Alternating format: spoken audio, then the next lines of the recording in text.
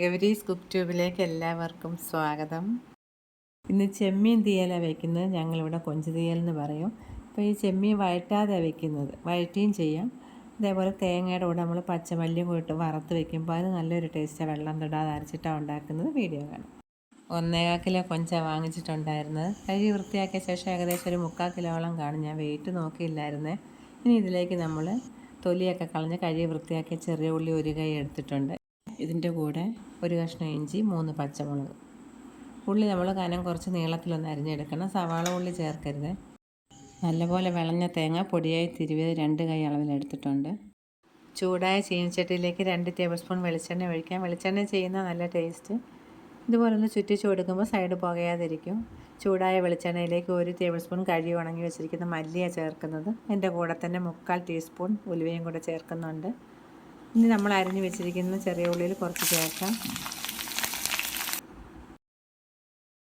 ഇപ്പോൾ തീ കുറച്ചായിട്ടിട്ടുള്ളത്. മല്ലി ഒന്ന് ചുവക്കാൻ തുടങ്ങിയിട്ടുണ്ട്. അതുപോലെ ഉള്ളി നന്നായിട്ട് വഴന്നിട്ടുമുണ്ട്. ഇനി ഇതിലേക്ക് തിരുവി വെച്ചിരിക്കുന്ന തേങ്ങ ഇട്ട് നന്നായിട്ടൊന്ന് ഇളക്കി കുറച്ച് കറിവേപ്പിലയും കൂടെ ചേർത്ത ശേഷം വറുത്തെടുക്കാം. കൈവിടാതെ ഇളക്കണേ. കുറച്ച് പെരുംജീരകം ചേർക്കുന്നുണ്ട്. 1 നുള്ള അളവിലും കുറവാണ്. ഇത്രേ ചേർക്കുന്നുള്ളൂ. കൂടുതൽ ചേർക്കരുത്. അപ്പോൾ ഒരുപാട് മണമായി പോവേ മസാലയുടെ.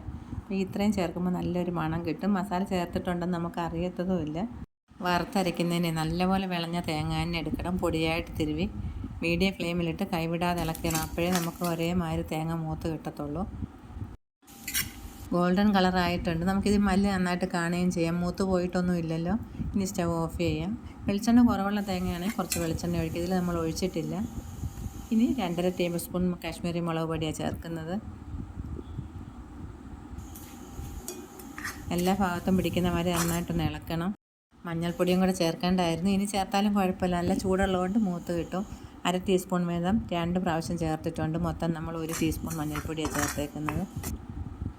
ഇരുമ്പ് ചീനിച്ചട്ടിയാണ്, നല്ല ചൂടുണ്ട്, പെട്ടെന്ന് മൂത്ത് പോകും. അതുകൊണ്ട് മറ്റൊരു പാത്രത്തിലേക്ക് മാറ്റാം.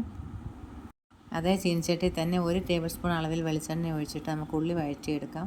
നന്നായിട്ട് വഴറ്റിയെടുക്കണം. ഒരു ലൈറ്റ് ഗോൾഡൻ കളർ ആകുന്നത് വരെ. തീ കൂട്ടിയിടരുത്. മീഡിയം ഫ്ലെയിമിൽ തന്നെ ഇട്ടാൽ മതി.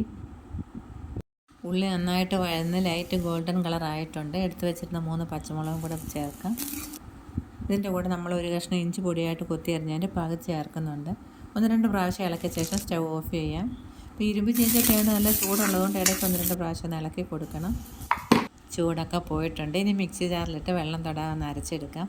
അരകല്ലിൽ അരക്കുകയാണെങ്കിൽ ഇതിൽ അരയ്ക്കുന്നതിനേക്കാളും നല്ല ടേസ്റ്റ് കിട്ടും. കുറച്ച് സമയം കൂടുതലെടുക്കുമെന്ന് മാത്രം. വെള്ളം തൊടാതെ അരച്ചെടുത്തിട്ടുണ്ട്. നമുക്കിത് കാണുമ്പോൾ തന്നെ അറിയാം. എണ്ണ കണ്ടോ? വെള്ളം ഒഴിച്ചാൽ അത് വേറെ ഒരു കളറിലിരിക്കും. ഇതുപോലെ അരച്ചെടുത്തിട്ട് വേണം പിന്നീട് വെള്ളം ചേർക്കേണ്ടത്. തേങ്ങ വറക്കുന്ന സമയത്ത് 2 ടേബിൾ സ്പൂൺ വെളിച്ചെണ്ണ ഒഴിച്ചതേ ഉള്ളൂ. പിന്നീട് നമ്മൾ ഒഴിച്ചിട്ടില്ല. ഈ തേങ്ങയ്ക്ക് നല്ലപോലെ വെളിച്ചെണ്ണ ഉണ്ടായിരുന്നു. വെളിച്ചെണ്ണ കുറവുള്ള തേങ്ങയാണെങ്കിൽ തിരുമുമ്പോൾ നമുക്കറിയാം ഒരു മയവും കാണത്തില്ല. വറക്കുമ്പോഴും അങ്ങനെ ആയിരിക്കും. അപ്പോൾ കുറച്ച് വെളിച്ചെണ്ണയും കൂടെ ഒഴിച്ച് കൊടുത്താൽ മതി. ഇപ്പോൾ മിക്സി ജാർ കഴുകി വെള്ളം ഒഴിച്ചിട്ടുണ്ട്. 1 ടീസ്പൂൺ കല്ലുപ്പും കൂടെ ചേർക്കാം. കല്ലുപ്പില്ലെങ്കിൽ പൊടിയുപ്പ് ചേർക്കാം. ഇത് നമ്മൾ വഴറ്റി വെച്ചിരിക്കുന്ന ഉള്ളി ഇതിലേക്ക് ചേർത്ത ശേഷം ആവശ്യത്തിന് വെള്ളവും കൂടെ ഒഴിക്കാം. ഒത്തിരി കട്ടിയാവരുത്, ഒരുപാട് വെള്ളം ആവരുത്. ആ പരുവത്തിന് വേണം വെള്ളം ഒഴിക്കേണ്ടുന്നത്. നല്ലപോലെ കഴുകിയ ശേഷം കുതിർത്ത് വെച്ചിരിക്കുന്ന കുടംപുളി അതിന് ചേർക്കുന്നത്. ഈ പുളിക്ക് നല്ല പുളിയുണ്ട്. സാധാരണ ഈ കൊഞ്ച് തീയൽ വയ്ക്കുമ്പോൾ ഞാൻ വളരെ കുറച്ചേ പുളി ചേർക്കാറുള്ളൂ. മീൻകറിക്ക് വയ്ക്കുന്ന അത്രയും ചേർക്കാറില്ല.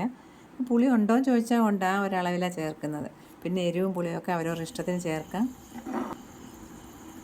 നല്ലപോലെ തിളച്ച് കഴിഞ്ഞപ്പോൾ തീ കുറച്ച് മീഡിയം ഫ്ലെയിമിലാക്കി 10 മിനിറ്റ് വെച്ചിട്ടുണ്ടായിരുന്നു. ഇനി നമ്മൾ കഴുകി വാരി വെച്ചിരിക്കുന്ന ചെമ്മീനിലേക്ക് ചേർക്കാം. കൊഞ്ച് വഴറ്റി ചേർക്കുമായിരുന്നെങ്കിൽ ഉള്ളിയുടെ കൂടെ അങ്ങ് വഴറ്റിയാൽ അതിനൊരു ടേസ്റ്റാണ് ഉള്ളത്. അപ്പോൾ ഇങ്ങനെ പച്ചയായിട്ടിടുമ്പോൾ ഇതിന് വേറൊരു ടേസ്റ്റ്. പല വിധത്തിൽ നമുക്ക് ചെയ്യാം.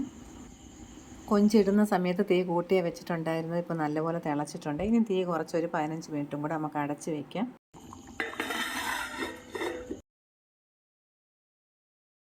മീഡിയം ഫ്ലെയിമിൽ 15 മിനിറ്റ് വെച്ചിട്ടുണ്ടായിരുന്നു. ഇപ്പോൾ നന്നായിട്ട് വെന്ത് കുറുകി എണ്ണയൊക്കെ തെളിഞ്ഞ് വന്നിട്ടുണ്ട്. ഇനി ഉപ്പും പുളിയൊക്കെ നോക്കിയ ശേഷം സ്റ്റവ് ഓഫ് ചെയ്യാം. എല്ലാം പാകത്തിനുണ്ട്.